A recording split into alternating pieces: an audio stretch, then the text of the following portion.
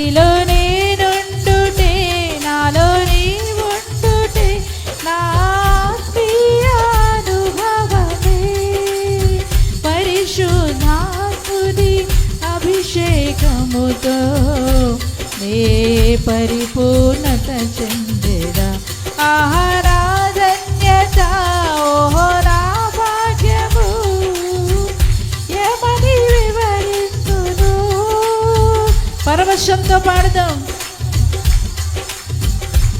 ఆహారాధన్యత ఓహో నా భాగ్యము ఏమని వివరింతును. ఏమని వివరింతును.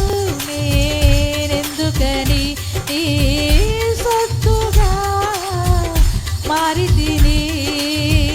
యేసయ్యా నీ రక్తముచే కడుగబడినందున.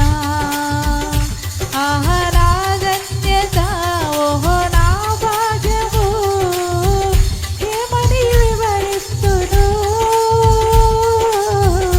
ఏమని